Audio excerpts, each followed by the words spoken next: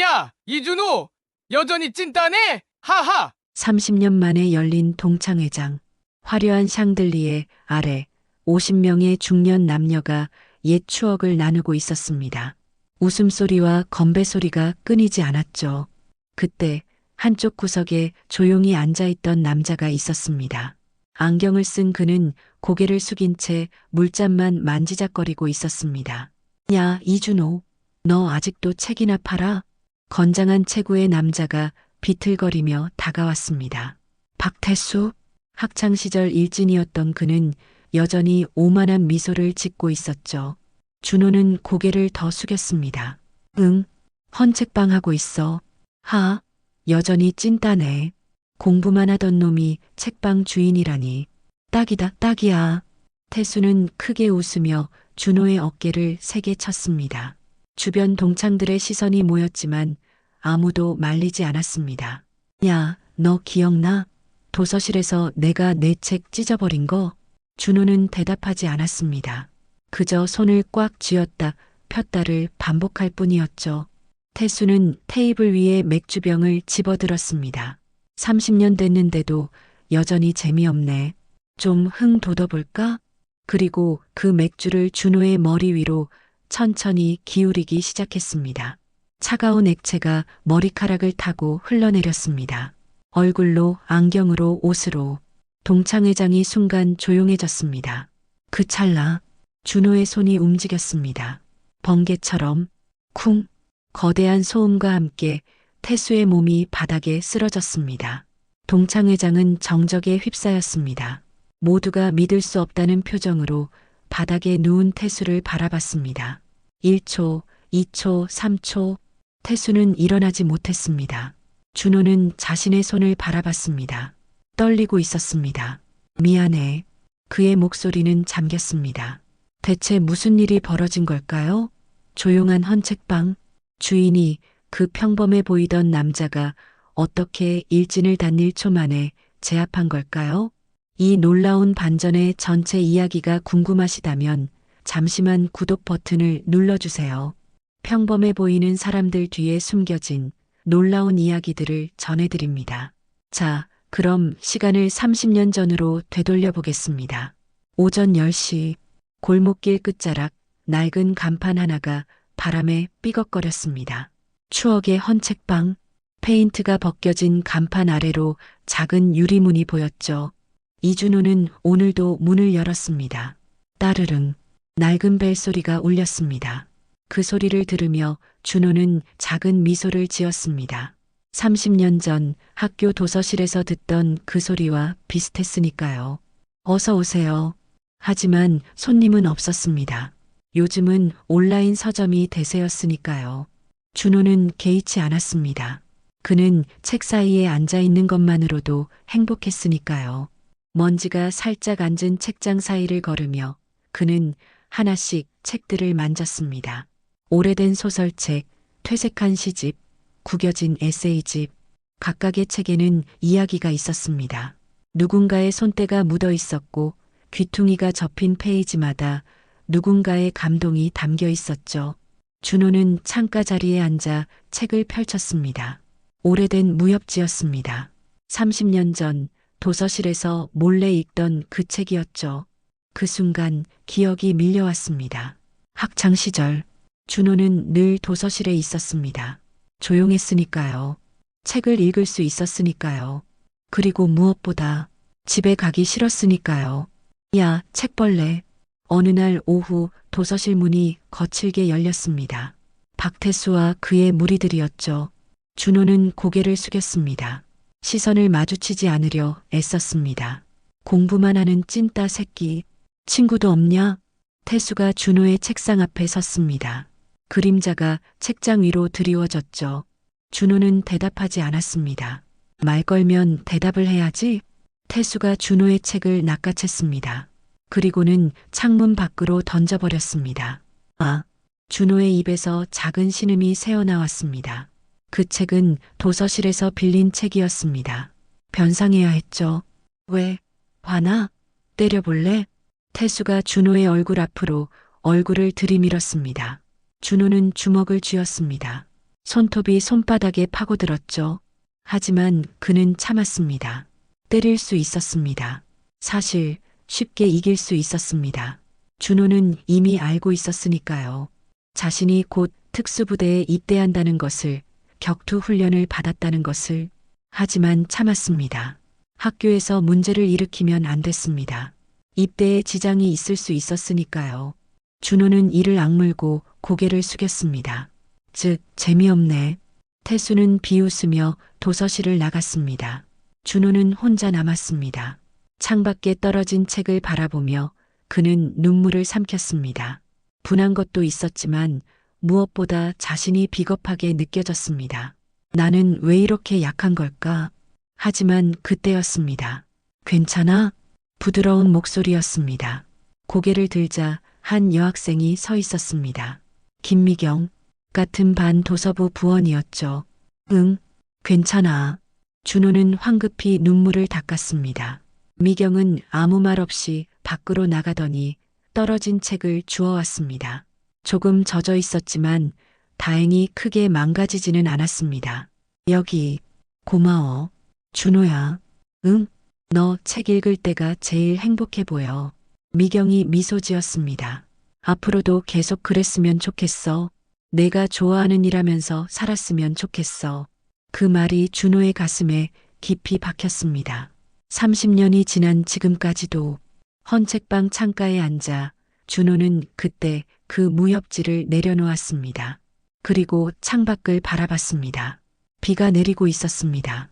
골목길을 지나는 사람들, 우산을 쓴 학생들, 빗소리, 평화로웠습니다. 준호는 이 평화가 좋았습니다. 책과 함께하는 조용한 일상이 좋았습니다. 하지만 그날 오후 우편함에 한 통의 편지가 도착했습니다. 30년 만에 동창회에 초대합니다. 준호는 한참을 그 편지를 바라봤습니다. 가야 할까요? 까지 말아야 할까요? 박태수도 있겠죠.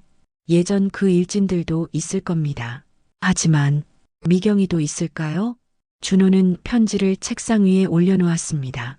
그리고 다시 책을 폈습니다. 빗소리만이 고요한 헌책방을 채우고 있었습니다. 일주일이 지났습니다. 준호는 여전히 동창회 초대장을 책상 위에 올려두고 있었습니다. 매일 보면서도 결정을 내리지 못했죠. 그날 오후 손님이 한 명 들어왔습니다. 따르릉, 어서 오세요. 준호가 인사했습니다. 중학생쯤 되어 보이는 소년이었습니다. 교복이 조금 구겨져 있었고 눈가가 붉었습니다. 저기 무협지 있어요? 응, 저쪽 구석에 있어. 천천히 둘러봐. 소년은 고개를 숙이며 책장 사이로 사라졌습니다. 준호는 그 모습을 보며 옛날 자신을 떠올렸습니다. 학교에서 힘든 일이 있으면 늘 도서실로 도망쳤었죠. 책 속에서만큼은 안전했으니까요. 한참 후 소년이 책 한 권을 들고 왔습니다. 이거요. 1,000원. 소년이 주머니를 뒤적였습니다. 동전 몇 개가 전부였습니다. 700원.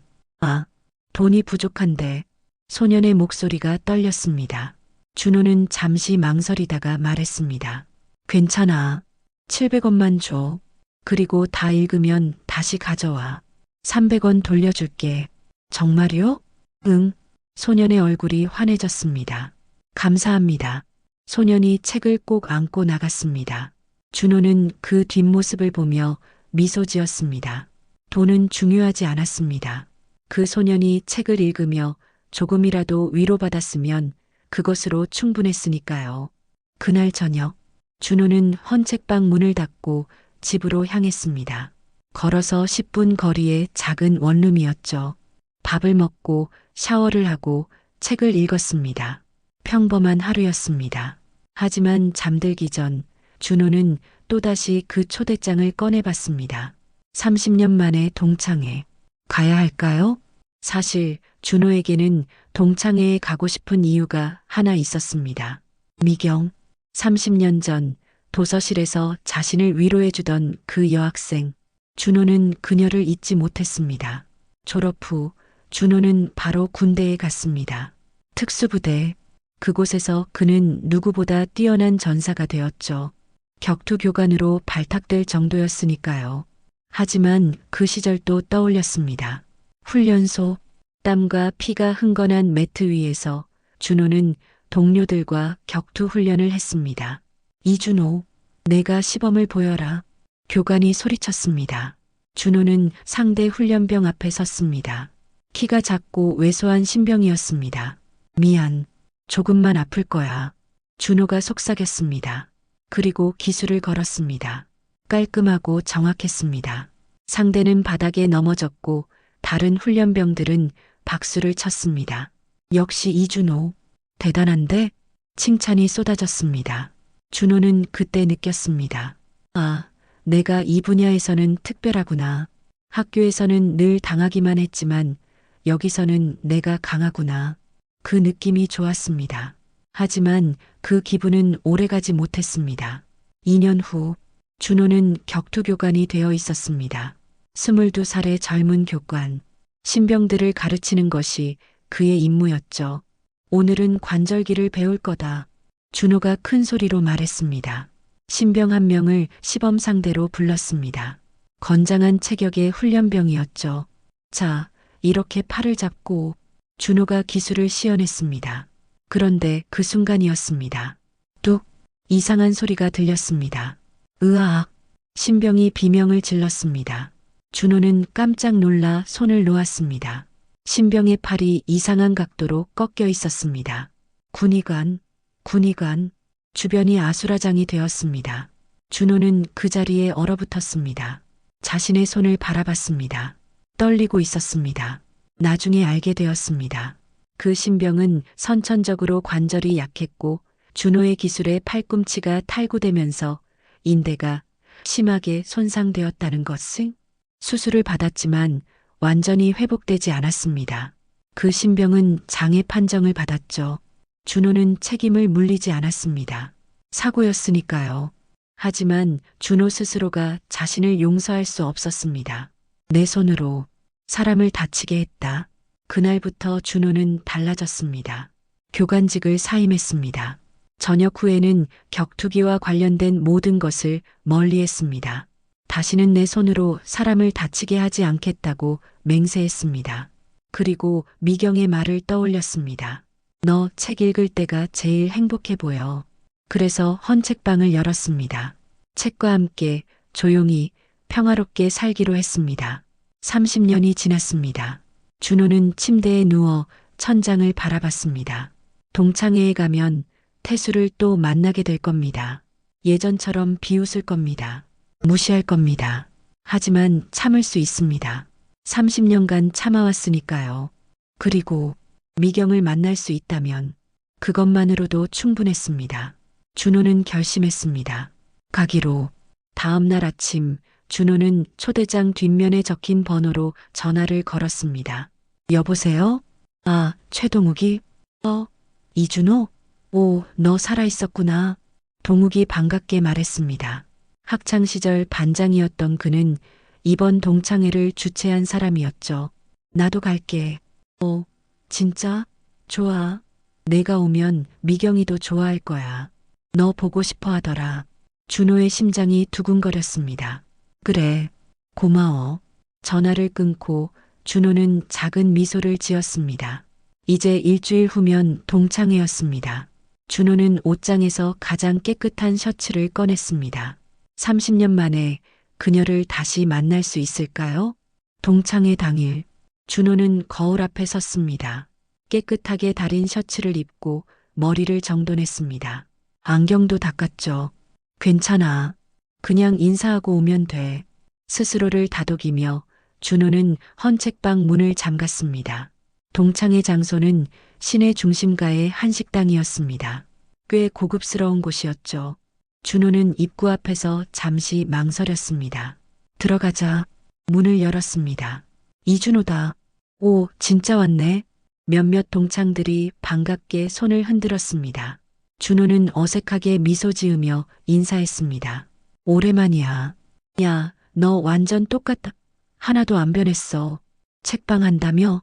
대박이다. 사람들의 반응은 생각보다 따뜻했습니다. 준호는 조금 안심이 되었죠. 그때 한쪽에서 익숙한 목소리가 들렸습니다. 준호야? 돌아보니 김미경이 서 있었습니다. 30년이 지났지만 여전히 그 따뜻한 미소를 짓고 있었습니다. 머리는 짧아졌고 주름이 조금 생겼지만 눈빛만큼은 예전 그대로였죠. 미경아, 정말 오랜만이다. 잘 지냈어? 응, 잘 지냈어. 너는? 나도. 초등학교에서 애들 가르치고 있어. 그렇구나. 두 사람은 잠시 서로를 바라봤습니다. 말은 없었지만 그 침묵이 어색하지 않았습니다. 앉자. 밥 먹으면서 얘기해. 미경이 준호의 팔을 가볍게 잡았습니다. 준호는 고개를 끄덕이며 따라갔습니다. 식탁에는 이미 여러 동창들이 앉아 있었습니다. 최동욱, 그리고 몇몇 얼굴들. 모두 나이가 들었지만 어딘가 모르게 학창 시절의 모습이 남아 있었죠. 자, 다들 모였으니까 건배. 동욱이 잔을 들었습니다. 30년 만에 재회. 건배, 건배. 모두가 잔을 부딪혔습니다. 준호도 잔을 들었지만 술 대신 물이었습니다. 그는 술을 잘 마시지 못했으니까요. 식사가 시작되었습니다. 사람들은 옛날 이야기를 꺼냈습니다. 재미있었던 일, 창피했던 일, 선생님들 이야기. 준호는 조용히 듣고만 있었습니다. 가끔 미경이 말을 걸어주었고 그럴 때마다 준호는 짧게 대답했죠. 준호야, 너 요즘 뭐해? 한 동창이 물었습니다. 헌책방 해. 와, 대박. 요즘 헌책방 운영하기 힘들지 않아? 좀 힘들긴 한데. 괜찮아. 좋아하는 일이니까. 멋있다. 나는 회사 다니는데 맨날 스트레스야. 사람들은 공감하며 웃었습니다. 분위기는 좋았습니다. 하지만 그때였습니다. 쿵. 무거운 문 여는 소리와 함께 누군가 들어왔습니다. 아, 나왔다. 우렁찬 목소리. 준호는 본능적으로 그쪽을 봤습니다. 박태수였습니다. 30년이 지났지만 여전히 건장한 체구였습니다. 비싼 정장을 입고 금시계를 차고 있었죠. 뒤에는 두 명의 남자가 따라왔습니다. 태수야, 늦었네. 동욱이 손을 흔들었습니다. 미안. 회사 일 때문에. 야, 너희들 오랜만이다. 태수가 큰 소리로 인사하며 자리에 앉았습니다. 그의 시선이 테이블을 훑었습니다. 그리고 준호에게 멈췄습니다. 이준호? 태수의 입꼬리가 올라갔습니다. 준호는 고개를 숙였습니다. 응, 오랜만이야. 야, 진짜 오랜만이다. 너 뭐해? 아직도 공부해? 아니, 헌책방 해. 헌책방?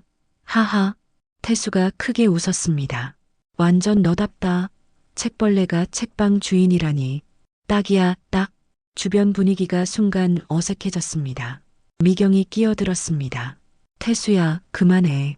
준호는 자기 좋아하는 일하면서 사는 거야. 아, 미안. 농담이야, 농담. 너무 예민하게 받아들이지 마. 태수는 손을 흔들며 웃었습니다. 하지만 그의 눈빛은 여전히 준호를 무시하고 있었습니다. 준호는 아무 말하지 않았습니다. 그저 물잔을 들어 물을 마셨을 뿐이었죠. 참자. 오늘만 참으면 돼. 식사가 계속되었습니다. 태수는 자신의 이야기를 늘어놓기 시작했습니다. 나 요즘 건설 회사 하는데 진짜 바빠. 지난달에만 10억짜리 계약 2건 따냈어. 너희들도 집 지을 일 있으면 연락해. 싸게 해줄게. 오, 대단하다. 역시 태수야. 사람들이 추켜 세웠습니다. 태수는 더욱 신이 나서 말했습니다. 그리고 내 차 봤어? 밖에 검정색 수입차. 3억짜리야. 이번에 새로 뽑았어. 와, 돈 많이 버나 보네. 그럼 나 이제 중견 사업까지. 태수의 목소리는 점점 커졌습니다. 그리고 그는 다시 준호를 봤습니다. 야, 준호야. 너는 차 있어? 준호는 잠시 멈칫했습니다. 아니, 없어. 역시. 책방 주인이면 그럴 만도 하지. 돈 별로 안 되잖아. 태수야, 그만 좀 해. 미경이 날카롭게 말했습니다. 알았어. 내가 또 실수했네. 태수는 손을 들며 웃었지만 전혀 미안해 보이지 않았습니다.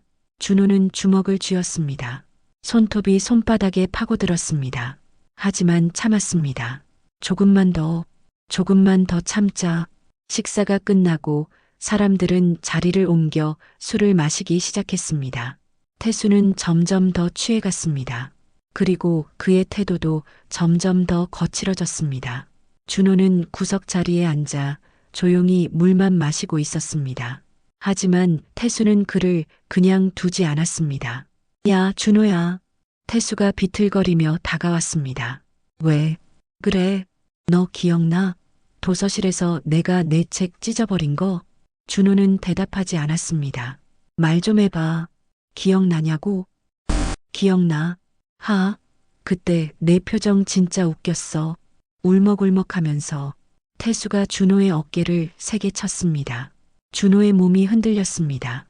주변 동창들이 불편한 표정으로 바라봤지만 아무도 말리지 않았습니다. 태수는 여전히 힘이 셌고 돈도 많았으니까요. 그때 태수가 테이블 위에 맥주병을 집어들었습니다. 야, 준호야. 너 아직도 나한테 화났어? 아니, 거짓말. 표정 보니까 화났잖아. 그럼 내가 사과할게. 태수가 비틀거리며 맥주병을 준호 쪽으로 기울였습니다. 미안하다, 이준호. 이거 마시면서 화해하자. 그리고 준호의 머리 위로 맥주를 쏟기 시작했습니다. 차가운 액체가 머리카락을 타고 흘러내렸습니다. 이마로, 눈썹으로, 안경으로 준호의 하얀 셔츠가 순식간에 갈색으로 물들었습니다. 맥주 냄새가 코를 찔렀죠. 동창회장이 순간 조용해졌습니다. 모두가 숨을 죽이고 그 장면을 지켜봤습니다. 태수는 비틀거리며 웃고 있었습니다. 미안. 손이 미끄러졌네. 근데 너 이거 진짜 잘 어울린다.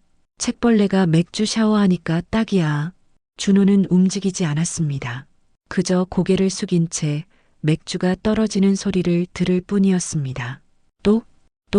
똑 바닥으로 떨어지는 맥주 방울들. 그 소리가 유난히 크게 들렸습니다. 준호의 손이 떨렸습니다. 주먹을 쥐었습니다. 풀었습니다. 다시 쥐었습니다. 참아야 해. 하지만 몸이 반응하고 있었습니다. 30년 동안 억눌러왔던 본능이 깨어나고 있었습니다. 심장이 빨리 뛰었습니다. 근육이 긴장했습니다. 호흡이 가빠졌습니다. 안 돼. 준호는 이를 악물었습니다. 태수야, 너 지금 뭐 하는 거야? 미경이 벌떡 일어나며 소리쳤습니다. 미안해. 실수야, 실수. 내가 너무 취했나 봐. 태수는 전혀 미안해 보이지 않는 표정으로 웃었습니다. 준호야, 괜찮아? 미경이 다가와 준호의 어깨에 손을 올렸습니다. 준호는 고개를 들었습니다. 안경 너머로 미경의 걱정스러운 얼굴이 보였습니다. 괜찮아. 준호가 힘없이 말했습니다. 뭐가 괜찮아? 화장실 가서 씻어. 내가 같이 갈게. 미경이 준호의 팔을 잡으려 했습니다. 하지만 그때였습니다. 야, 가지마. 태수가 준호의 다른 팔을 붙잡았습니다. 아직 안 끝났어. 우리 화해해야지. 태수야, 그만해. 동욱이 일어나며 말했습니다. 야, 너 너무 심하잖아. 사과해. 내가 뭘 잘못했는데? 그냥 장난친 거잖아. 너무 예민하게 굴지 마. 태수는 여전히 준호의 팔을 붙잡고 있었습니다. 그 순간 준호는 느꼈습니다. 태수의 손아귀 힘, 강했습니다. 여전히 힘이 셌죠.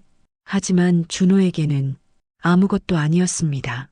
30년 전 특수부대에서 준호는 배웠습니다. 이런 잡기를 빠져나가는 방법을, 상대를 제압하는 방법을, 지금 당장이라도 태수의 팔을 비틀어 넘길 수 있었습니다. 하지만 참았습니다. 안 돼. 다시는 내 손으로. 훈련장에서 쓰러진 동료의 모습이 떠올랐습니다. 탈구된 팔, 비명, 피. 준호는 눈을 감았습니다. 나 줘. 준호가 작은 목소리로 말했습니다. 못 들었는데? 태수가 얼굴을 들이밀었습니다. 술 냄새가 진동했죠. 나달라고. 나달라고? 그럼 제대로 부탁해봐. 무릎 꿇고. 태수야. 미경이 태수의 팔을 잡아당겼습니다. 지금 정신 나갔어? 당장 놔줘. 야, 너 왜 이래? 내가 걔랑 화해하려는 건데. 이게 화해야? 이건 폭력이야. 미경의 목소리가 떨렸습니다. 주변 동창들도 하나둘 일어나기 시작했습니다. 태수야, 진짜 그만해. 너 너무 심하다. 술 그만 마셔. 여러 목소리가 들렸습니다. 하지만 태수는 듣지 않았습니다. 취기가 오른 그의 눈은 준호만 바라보고 있었습니다. 야, 이준호. 너 30년 전부터 맨날 이랬잖아. 맞기만 하고. 한 번도 저항 안 하고. 왜 그래? 무서워? 준호는 대답하지 않았습니다. 말 좀 해봐. 왜 맨날 당하기만 해? 너 진짜 찐따 맞네. 그 순간이었습니다. 준호의 머릿속에 기억들이 스쳐 지나갔습니다. 도서실에서 던져진 책, 창밖으로 떨어지는 책장들, 무릎 꿇고 주웠던 그 순간들, 그리고 미경의 목소리. 준호야, 너는 책 읽을 때가 제일 행복해 보여. 준호는 천천히 고개를 들었습니다. 안경을 벗었습니다. 맥주로 얼룩진 안경을 테이블 위에 조용히 올려놓았습니다. 그리고 태수를 똑바로 바라봤습니다. 나 줘. 이번엔 목소리가 달랐습니다. 낮았지만 단호했습니다. 태수는 순간 멈칫했습니다. 준호의 눈빛이 달랐습니다. 예전에 보던 그 겁먹은 눈빛이 아니었습니다. 뭔가 위험한 느낌이었습니다. 뭐야? 갑자기 왜 이래? 태수가 당황하며 말했습니다. 하지만 손은 여전히 준호의 팔을 붙잡고 있었습니다. 준호는 한 번 더 말했습니다. 마지막으로 말할게. 나 줘. 야, 너 지금 나한테 협박하는 거야? 책방 주제에? 태수가 비웃으며 오히려 더 세게 잡았습니다. 그 순간 준호의 인내심이 한계에 도달했습니다. 30년간 참아온 모든 것이 그 순간 무너졌습니다. 준호의 손이 움직였습니다. 빠르게, 너무나 빠르게. 태수는 무슨 일이 일어났는지 알아차리지도 못했습니다. 자신의 손목이 비틀리는 느낌, 중심이 무너지는 느낌, 그리고 다음 순간, 쿵! 태수의 거대한 몸이 바닥에 쓰러졌습니다. 매트도 없는 딱딱한 바닥 위에 등부터 태수가 신음을 흘렸습니다. 숨이 막혔습니다. 허리가 아팠습니다. 무슨 일이 일어난 건지 이해가 되지 않았습니다. 동창회장은 다시 한번 정적에 휩싸였습니다. 모두가 믿을 수 없다는 표정으로 바닥에 누운 태수를 그리고 서 있는 준호를 번갈아 봤습니다. 준호는 자신의 손을 바라봤습니다. 떨리고 있었습니다. 내가 또 30년 만에 다시 한번 자신의 손으로 사람을 다치게 했습니다. 준호의 얼굴이 창백해졌습니다. 미안해. 준호가 중얼거렸습니다. 그리고 비틀거리며 뒤로 물러났습니다. 준호야. 미경이 달려왔습니다. 하지만 준호는 그녀를 피했습니다. 미안해. 나 가봐야 해. 준호는 안경을 집어들고 동창회장을 빠져나갔습니다. 뒤에서 동창들의 목소리가 들렸습니다. 야, 태수야. 괜찮아? 의자 좀 가져와. 준호는 어디 갔어? 하지만 준호는 돌아보지 않았습니다. 그저 걸었습니다. 동창회장을 벗어나 거리로, 어둠 속으로, 빗속을 걸으며 준호는 생각했습니다. 나는 역시 변하지 않았구나. 손을 보았습니다. 여전히 떨리고 있었습니다. 하지만 이번엔 다른 이유였습니다. 두려움이 아니라 자책감 때문이었습니다. 준호가 나간 후 동창회장은 여전히 혼란스러웠습니다. 태수는 겨우 일어나 의자에 앉았습니다. 얼굴이 창백했고 식은땀이 흐르고 있었죠. 태수야, 괜찮아? 동욱이 물었습니다. 아파. 허리가. 태수는 신음하며 허리를 만졌습니다.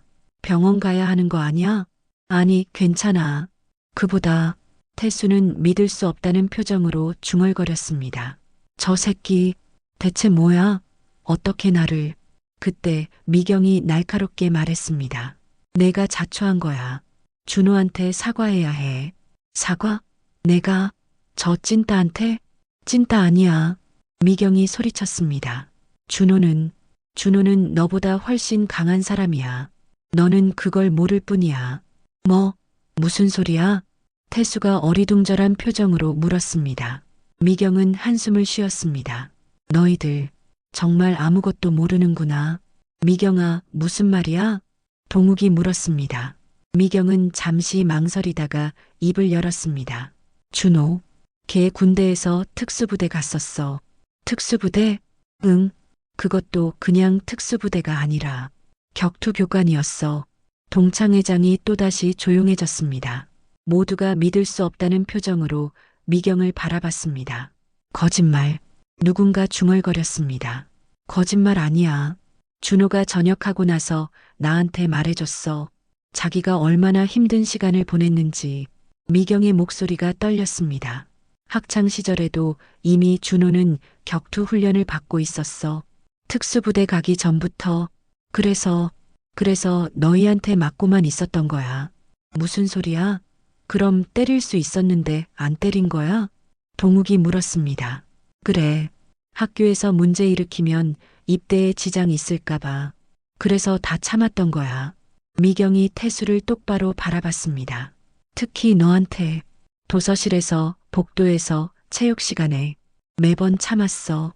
한 번이라도 준호가 진짜 화냈으면 너 지금 여기 없을걸? 태수의 얼굴이 더욱 창백해졌습니다. 말도 안 돼. 그럼 왜 오늘은 한계가 있는 거지. 30년 동안 참았는데 오늘 내가 선을 넘었잖아. 미경의 말에 모두가 침묵했습니다. 그리고 또 있어. 미경이 계속 말했습니다. 준호는 군대에서 사고를 겪었어. 훈련 중에 동료를 다치게 했대. 그것도 심하게. 그 친구 장애 판정 받았어. 그 후로 준호는 교관직을 그만뒀어. 전역하고 나서는 격투기와 완전히 손절했고 다시는 자기 손으로 사람을 다치게 하지 않겠다고 맹세했대. 미경이 눈물을 닦았습니다. 그래서 헌책방을 연 거야. 가장 평화로운 일, 가장 조용한 살. 준호는 그렇게 살고 싶었던 거야. 동창들은 아무 말도 하지 못했습니다. 태수는 고개를 떨구고 있었습니다. 오늘 내가 맥주 부었을 때 준호가 얼마나 참으려 했는지 봤어? 손 떨리는 거 봤지? 그게 무서워서가 아니야. 자기가 또 누군가를 다치게 할까봐 두려웠던 거야. 미경의 목소리가 흔들렸습니다. 근데 내가 계속 선을 넘었잖아. 결국 준호의 본능이 나온 거야. 반사적으로. 나는 몰랐어. 태수가 힘없이 말했습니다. 몰랐다고? 30년 동안 너는 한 번도 생각 안 해봤어? 준호가 왜 맨날 참기만 했는지, 왜 한 번도 저항 안 했는지. 미경이 날카롭게 물었습니다. 태수는 대답하지 못했습니다. 그저 고개를 떨굴 뿐이었습니다. 지금 준호 어디 갔을까? 동욱이 걱정스럽게 물었습니다. 모르겠어. 근데 분명히 자책하고 있을 거야. 또 누군가를 다치게 했다고. 미경이 한숨을 쉬었습니다. 내가 찾아볼게. 미경은 자리에서 일어났습니다. 나도 갈게. 동욱도 따라 일어났습니다. 저도요. 태수가 힘겹게 일어섰습니다. 너는 여기 있어. 미경이 차갑게 말했습니다. 아니, 내가 사과해야 해. 제대로 사과해야 한다고. 태수의 목소리가 떨렸습니다. 내가 잘못했어. 완전히 잘못했어. 30년 동안 나는 정말. 태수는 말을 잇지 못했습니다. 미경은 태수를 잠시 바라보다가 고개를 끄덕였습니다. 그래, 가자. 같이 찾아보자. 세 사람은 동창회장을 나섰습니다. 비가 내리고 있었습니다. 준호는 어디에 있을까요? 그들은 거리를 헤맸습니다. 공원도 가보고 편의점 앞도 지나쳤습니다. 그리고 1시간쯤 지나서 골목길 끝 작은 헌책방 앞 준호가 앉아 있었습니다. 빗속에서 자신의 가게 문 앞 계단에 젖은 셔츠를 입은 채 고개를 숙이고 준호야. 미경이 달려갔습니다. 준호는 고개를 들었습니다. 안경에 빗물이 흘러내리고 있었습니다. 미경아, 바보야. 왜 여기 앉아 있어? 들어가지도 않고 들어갈 수가 없었어. 준호가 자신의 손을 바라봤습니다. 또 누군가를 다치게 했어. 내가 다시는 안 그러겠다고 했는데. 준호야, 그건 내 잘못이 아니야. 아니야. 내 잘못이야. 내가 참았어야 했는데 조금만 더 참았으면 30년도 모자라. 미경이 준호의 어깨를 잡았습니다. 너 30년 동안 참았어. 매일 참았어. 학교에서도 군대 전역하고도 지금까지도 이제 그만 참아도 돼. 하지만 그리고 태수는 괜찮아. 내가 조절한 거 나 알아. 진짜로 다치게 하려고 했으면 지금쯤 병원이지. 근데 멀쩡하게 걸어 다니잖아. 미경이 뒤를 가리켰습니다. 준호가 돌아보니 태수와 동욱이 서 있었습니다. 빗속에서 태수는 준호를 보자마자 고개를 숙였습니다. 준호야, 미안해. 그의 목소리는 진심으로 들렸습니다. 정말 미안해. 30년 동안 내가 얼마나 나쁜 짓을 했는지 오늘 알았어. 태수가 무릎을 꿇었습니다. 빗속에서 진흙탕 바닥에 용서해줘. 제발. 준호는 그 모습을 보며 눈물을 흘렸습니다. 일어나. 그러지 마. 아니야. 나는 이래야 해. 내가 정말 잘못했어. 태수도 울고 있었습니다. 30년 만에 두 사람은 빗속에서 마주봤습니다. 그리고 조금씩 무언가가 풀리기 시작했습니다. 비는 계속 내렸습니다. 네 사람은 헌책방 안으로 들어갔습니다. 준호가 불을 켰습니다. 따뜻한 조명이 책장들을 비쳤습니다. 앉아. 준호가 말했습니다. 모두 낡은 의자에 앉았습니다. 젖은 옷에서 물이 뚝뚝 떨어졌죠. 한동안 아무도 말이 없었습니다. 그저 빗소리만이 정적을 채우고 있었습니다. 태수가 먼저 입을 열었습니다. 준호야, 미경이한테 들었어. 군대에서 사고 있었다고. 준호는 고개를 끄덕였습니다. 응, 말해줄 수 있어? 무슨 일이었는지. 준호는 잠시 망설였습니다. 그리고 천천히 입을 열었습니다. 2년차 때였어. 내가 격투 교관이 되고 석 달쯤 지났을 때 준호의 눈빛이 먼 곳을 바라봤습니다. 신병 훈련이었어. 관절기 시범을 보이는 중이었지. 준호는 자신의 손을 바라봤습니다. 상대는 강민호라는 친구였어. 21살. 나보다 1살 어렸어. 그때 민호가 말했어. 자기 팔이 좀 약하다고. 어릴 때 다친 적이 있다고. 준호의 목소리가 떨렸습니다. 근데 나는 대충 들었어. 괜찮을 거라고 생각했어. 기술만 제대로 쓰면 다치지 않는다고 믿었거든. 하지만 준호는 눈을 감았습니다. 틀렸어. 관절기를 걸었는데 뚝 소리가 났어. 민호가 비명을 질렀고 팔꿈치가 탈구됐어. 그것도 심하게. 인대도 찢어졌고 수술 3번 받았는데도 완전히 회복되지 않았어. 민호는 결국 장애 판정을 받았어. 전역하고 나서도 평생 그 팔을 제대로 못 쓰게 됐어. 준호의 눈에서 눈물이 흘러내렸습니다. 내 잘못이야. 내가 조심했어야 했는데, 그 친구 말을 제대로 들었어야 했는데. 미경이 준호의 손을 잡았습니다. 준호야, 그건 사고였어. 아니야. 내 책임이야. 교관이었으니까. 내가 더 신중했어야 했어. 준호가 고개를 저었습니다. 그 후로 나는 악몽을 꿨어. 매일 밤 민호가 비명 지르는 소리, 팔이 꺾이는 소리, 그 소리가 계속 들렸어. 교관직을 그만뒀어. 더 이상 못하겠더라고. 훈련병들을 볼 때마다 민호가 생각났으니까. 준호는 책장을 바라봤습니다.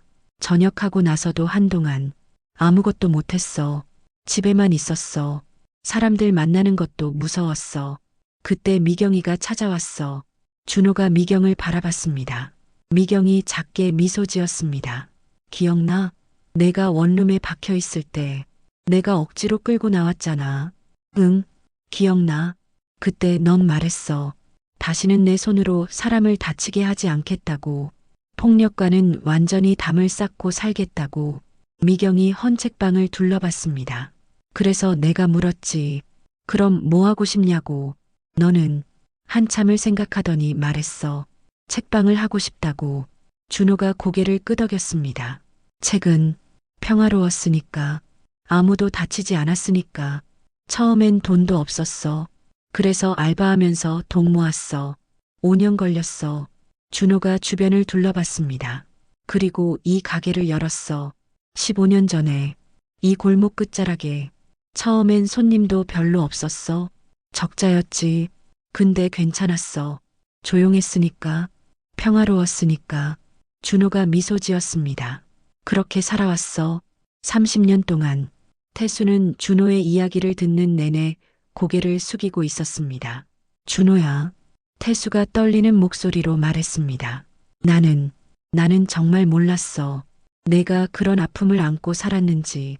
학창 시절에도 나는 내가 그냥 약한 줄만 알았어. 겁이 많은 줄만 알았어. 근데 내가 참았던 거였구나. 강했기 때문에 참았던 거였구나. 태수가 눈물을 닦았습니다. 나는 진짜 한심한 놈이야. 30년 동안 너를 괴롭혔어. 오늘도 맥주를 부었어. 내가 그렇게 다시는 폭력 쓰지 않겠다고 다짐했는데 내가 그걸 깨뜨린 거잖아. 준호는 고개를 저었습니다. 아니야, 태수야. 그건 아니야. 내 잘못이야. 완전히 내 잘못이야. 태수가 준호를 똑바로 바라봤습니다. 준호야, 나한테 화내도 돼. 때려도 돼. 정말이야. 태수야. 아니, 진심이야. 내가 너한테 한 짓 생각하면 나는 정말. 태수는 말을 잇지 못하고 울었습니다. 50살의 중년 남자가 헌책방 구석에서 아이처럼 울었습니다. 준호는 그런 태수를 바라보다가 천천히 다가갔습니다. 그리고 태수의 어깨에 손을 올렸습니다. 태수야. 응, 나도 미안해. 뭐, 내가 왜 미안해? 오늘 너를 넘어뜨려서 다치게 해서. 그건 당연한 거잖아. 내가 먼저. 아니야. 나는 조절할 수 있었어. 더 안전하게 할 수 있었어. 근데 화가 나서 조금 세게 했어. 준호가 솔직하게 말했습니다. 30년 동안 쌓인 게 있었나 봐. 그래서 미안해. 태수는 준호를 보다가 갑자기 웃었습니다. 우리 둘 다 바보네. 그러게. 준호도 웃었습니다. 두 사람은 서로를 보며 웃었습니다. 미경과 동욱도 따라 웃었습니다. 한동안 웃음소리가 헌책방을 채웠습니다. 그리고 웃음이 잦아들자 태수가 말했습니다. 준호야, 나 진짜 변할게. 이제 다시는 누구한테도 함부로 안 할게. 응, 믿어. 그리고 내 책방 내가 도와줄게. 손님 많이 보낼게. 아니야, 괜찮아. 아니야. 내가 하고 싶어서 하는 거야. 30년 동안 내가 받은 상처 조금이라도 보상하고 싶어. 태수가 진심으로 말했습니다. 준호는 잠시 망설이다가 고개를 끄덕였습니다. 고마워. 아니, 내가 고마워. 두 사람은 악수했습니다. 30년 만에 처음으로 진심으로. 밖에서는 여전히 비가 내리고 있었습니다. 하지만 헌책방 안은 따뜻했습니다. 네 사람은 밤새 이야기를 나눴습니다. 학창시절 이야기, 군대 이야기, 지금까지 살아온 이야기.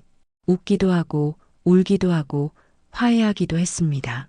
그리고 동이 틀 무렵 비가 그쳤습니다. 창밖으로 아침 햇살이 비쳐 들어왔습니다. 새로운 시작처럼. 그로부터 한 달이 지났습니다. 헌책방에 변화가 생겼습니다. 손님이 늘어났습니다. 여기가 그 헌책방이에요? 네, 추억의 헌책방 맞아요. 친구가 추천해줘서 왔어요. 태수가 약속을 지킨 것이었습니다. 주변 사람들에게 준호의 책방을 소개했고 SNS에도 올렸습니다. 조용하고 따뜻한 헌책방. 주인분도 친절하시고 책 고르는 안목이 정말 좋으세요. 그의 게시물에는 많은 사람들이 관심을 보였습니다.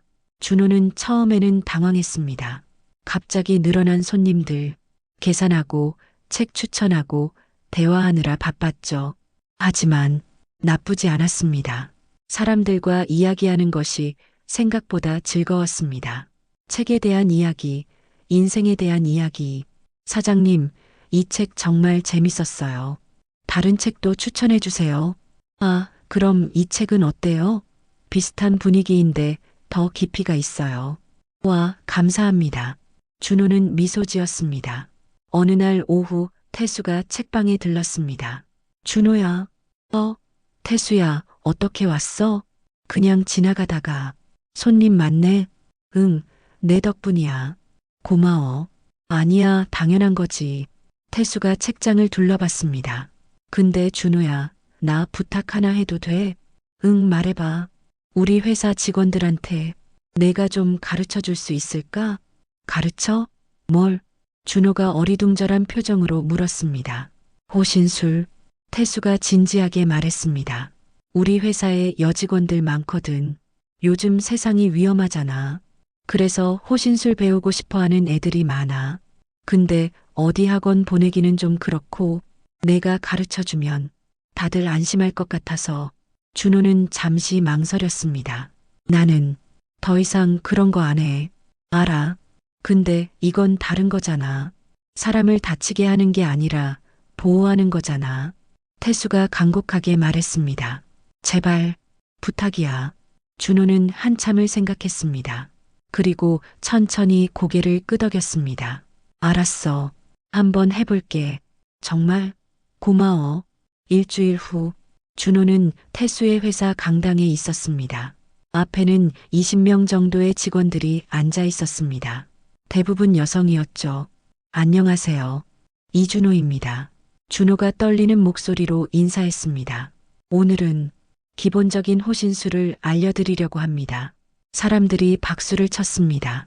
준호는 숨을 깊이 들이마셨습니다. 할 수 있어. 이건 사람을 다치게 하는 게 아니야. 지키는 거야. 강의가 시작되었습니다. 먼저 누군가 손목을 잡았을 때 빠져나가는 방법입니다. 준호가 시범을 보였습니다. 부드럽게, 조심스럽게 이렇게 엄지 쪽으로 돌리면서 빠져나가면 됩니다. 힘을 많이 쓸 필요 없어요. 직원들이 따라했습니다. 와, 신기해요. 정말 빠져나가지네요. 사람들의 반응이 좋았습니다. 준호는 조금씩 긴장이 풀렸습니다. 1시간 동안 여러 기술을 가르쳤습니다. 모두 방어 기술이었죠. 공격이 아닌 보호를 위한. 강의가 끝나자 한 여직원이 다가왔습니다. 사장님, 정말 감사해요. 이제 좀 안심이 돼요. 아니에요. 도움이 됐다니 다행이네요. 근데 사장님 진짜 멋있으세요. 이렇게 강한 분이 책방을 하신다니. 준호는 쑥스럽게 웃었습니다. 강하지 않아요. 그냥 책을 좋아할 뿐이에요. 태수가 다가왔습니다. 어때? 괜찮았어? 응, 생각보다 좋았어. 준호가 솔직하게 말했습니다. 사람들을 지키는 방법을 가르치는 건 나쁘지 않네. 그럼 계속 해줄 수 있어? 한 달에 한 번씩? 준호는 잠시 고민하다가 고개를 끄덕였습니다. 그래, 해볼게. 그날 밤, 준호는 헌책방에 혼자 앉아 있었습니다. 오늘 하루를 돌아봤습니다. 사람들을 가르쳤습니다. 30년 만에. 하지만 이번에는 달랐습니다. 사람을 다치게 하는 게 아니라 지키는 방법을 가르쳤습니다. 이것도 괜찮구나. 준호는 자신의 손을 바라봤습니다. 이 손으로 민호를 다치게 했습니다. 이 손으로 태수를 넘어뜨렸습니다. 하지만 이 손으로 누군가를 지킬 수도 있었습니다. 그때 문이 열렸습니다. 따르릉. 미경이 들어왔습니다. 준호야? 미경아, 이 시간에 왜? 그냥 지나가다가 불 켜진 거 봐서. 미경이 미소 지으며 다가왔습니다. 태수한테 들었어. 오늘 강의했다며? 응. 어땠어? 좋았어. 진짜로. 준호가 환하게 웃었습니다. 미경은 그런 준호를 보며 눈물을 글썽였습니다. 드디어 내가 웃는구나. 응? 진짜로 웃는 거 오랜만에 봐. 30년 만에. 미경이 준호의 손을 잡았습니다. 준호야, 너 알아? 너 30년 동안 한 번도 제대로 웃은 적 없었어. 항상 미안해하고 조심하고 움츠러들고 그렇게 살았잖아. 근데 오늘 내 표정 봐. 진짜 행복해 보여. 준호는 미경을 바라봤습니다. 그녀의 눈에도 눈물이 맺혀 있었습니다. 미경아, 응? 고마워. 내 옆에 있어줘서. 바보야. 나는 항상 내 옆에 있을 거야. 두 사람은 손을 잡은 채 앉아 있었습니다. 창밖으로 보름달이 떠올랐습니다. 밝았습니다. 준호는 생각했습니다. 아, 나 이제 괜찮은가 보다. 30년 동안 짊어진 짐, 민호에게 미안한 마음, 스스로를 용서하지 못했던 마음, 그것들이 조금씩 가벼워지고 있었습니다. 완전히 사라진 건 아니었습니다. 여전히 아팠고 여전히 미안했습니다. 하지만 이제는 알았습니다. 그 아픔을 안고도 살아갈 수 있다는 것을, 더 나은 사람이 될 수 있다는 것을. 준호는 미경의 손을 꽉 잡았습니다. 미경아, 응, 나 민호한테 편지 써볼까 해. 정말? 응. 30년 동안 미안하다는 말 한 번 제대로 못했거든. 이제는 해야 할 것 같아. 미경이 환하게 웃었습니다. 좋은 생각이야. 민호도 기다리고 있을 거야. 그럴까? 당연하지. 너처럼 착한 사람을 어떻게 미워하겠어. 준호도 웃었습니다. 그날 밤 준호는 편지를 쓰기 시작했습니다. 민호야, 오랜만이야. 나 이준호야. 펜을 쥔 손이 떨렸습니다. 하지만 멈추지 않았습니다. 30년 동안 미안하다는 말 못해서 정말 미안해. 한 글자 한 글자 진심을 담아 썼습니다. 밤이 깊어갔습니다. 하지만 준호는 계속 썼습니다. 30년간 하지 못했던 말들을 이제야 드디어 쓸 수 있었습니다. 편지를 붙인 지 2주일이 지났습니다. 준호는 매일 우편함을 확인했습니다. 답장이 올까요? 아니면 민호는 여전히 자신을 미워하고 있을까요? 그날 오후 헌책방에 손님 한 명이 들어왔습니다. 따르릉, 어서 오세요. 준호가 습관처럼 인사했습니다. 고개를 들었습니다.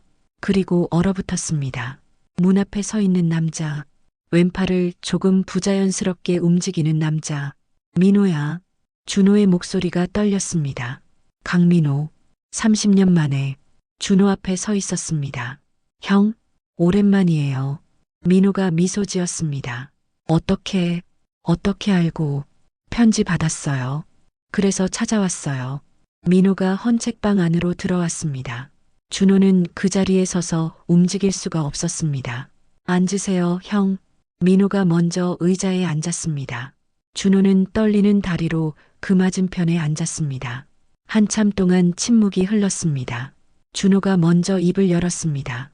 민호야, 정말 미안해. 형, 30년 동안 하루도 빠짐없이 생각했어. 내가 얼마나 힘들었을지, 내가 얼마나 큰 잘못을. 형, 민호가 준호의 말을 끊었습니다. 이제 그만하세요. 뭐, 형이 사과하는 거 편지로 충분히 받았어요. 이제 그만 미안해하세요. 민호가 조용히 말했습니다. 저도 처음에는 화났어요. 정말 많이. 왜 하필 나냐고. 내 인생이 왜 이렇게 됐냐고. 민호가 자신의 왼팔을 바라봤습니다. 근데 시간이 지나면서 알게 됐어요. 그건 형 잘못이 아니라는 걸. 아니야, 내 잘못이야. 내가 더 조심했어야. 아니에요. 민호가 고개를 저었습니다. 제가 형한테 팔이 약하다고 말은 했지만 괜찮다고도 했잖아요. 훈련할 수 있다고. 그건 내가 강한 척했던 거잖아. 맞아요. 그게 제 선택이었어요. 형 탓이 아니에요. 민호가 준호를 똑바로 바라봤습니다. 그리고 형, 이거 아세요?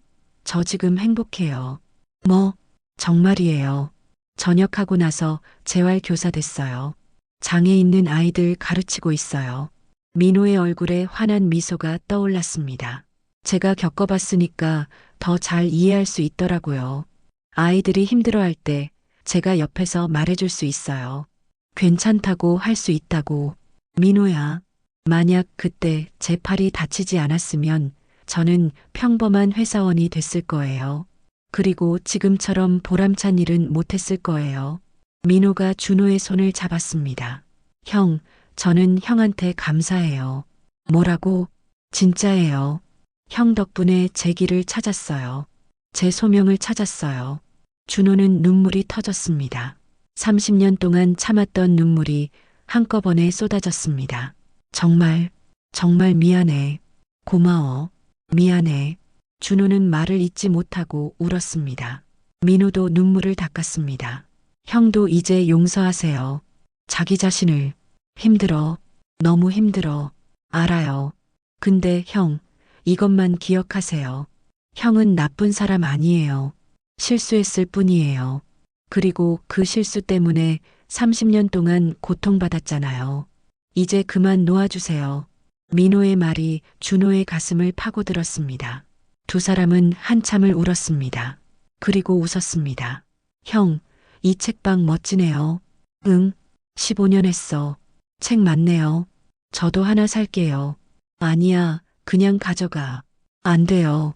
손님인데요. 민호가 책장을 둘러봤습니다. 그리고 한 권을 집어들었습니다. 이거요. 얼마예요? 5,000원. 여기요. 민호가 돈을 건넸습니다. 준호는 계산을 했습니다. 그리고 책을 건네주며 말했습니다. 또 와. 네, 올게요. 자주. 민호가 문을 나서려다 돌아봤습니다. 그리고 형, 행복하세요. 정말로. 너도. 민호가 나갔습니다. 준호는 한참을 그 자리에 서 있었습니다. 그리고 천천히 의자에 앉았습니다. 가슴이 따뜻했습니다. 30년 동안 꽁꽁 얼어있던 가슴이 이제야 녹고 있었습니다. 그날 저녁, 준호는 미경, 태수, 동욱과 함께 저녁을 먹었습니다. 민호 만났다며? 미경이 물었습니다. 응, 찾아왔어. 어땠어? 좋았어. 정말 좋았어. 준호가 환하게 웃었습니다. 민호가 말하더라. 행복하대. 자기 일을 찾았대. 다행이다. 태수가 말했습니다. 너도 이제 짐을 내려놓을 수 있겠네. 응, 조금은. 준호가 고개를 끄덕였습니다. 완전히는 아니야. 아직도 미안하고 아직도 가슴이 아파. 근데 이제는 그걸 안고 살 수 있을 것 같아. 그거면 됐어. 미경이 준호의 손을 잡았습니다. 완벽하게 잊을 필요 없어. 그냥 함께 살아가면 돼. 응, 네 사람은 건배했습니다. 우리의 새로운 시작을 위해 건배. 그날 밤 준호는 헌책방으로 돌아왔습니다. 불을 켜고 책장 사이를 걸었습니다. 책들이 나지막이 속삭이는 것 같았습니다. 잘했어. 이제 괜찮아. 준호는 창가 자리에 앉았습니다. 밖에는 별이 빛나고 있었습니다. 준호는 생각했습니다. 30년, 긴 시간이었습니다. 학교에서 괴롭힘 당하고, 군대에서 실수하고, 스스로를 용서하지 못하고, 조용히 숨죽이며 살았습니다. 하지만 이제는 달랐습니다. 태수와 화해했습니다. 민호에게 용서받았습니다. 그리고 무엇보다 자기 자신을 조금씩 용서하기 시작했습니다. 준호는 자신의 손을 바라봤습니다. 이 손으로 누군가를 다치게 했습니다. 하지만 이 손으로 누군가를 지킬 수도 있었습니다. 이 손으로 책을 건네주고 희망을 나눌 수도 있었습니다. 이제야 알겠어. 준호가 중얼거렸습니다. 진짜 강함은 힘을 쓰지 않는 게 아니야. 힘을 올바르게 쓰는 거구나. 준호는 미소 지었습니다. 30년 만에 진심으로 행복한 미소를. 그리고 내일도 준호는 이 헌책방 문을 열 것입니다. 따르릉. 그 정겨운 벨소리와 함께 새로운 하루를, 새로운 인연을 맞이할 것입니다. 더 이상 과거에 갇히지 않고 현재를 살아가며 미래를 향해 걸어갈 것입니다. 책들 사이에서 평화롭게, 하지만 이제는 당당하게. 이준호의 이야기 여기서 마칩니다. 하지만 그의 인생은 이제 막 시작입니다.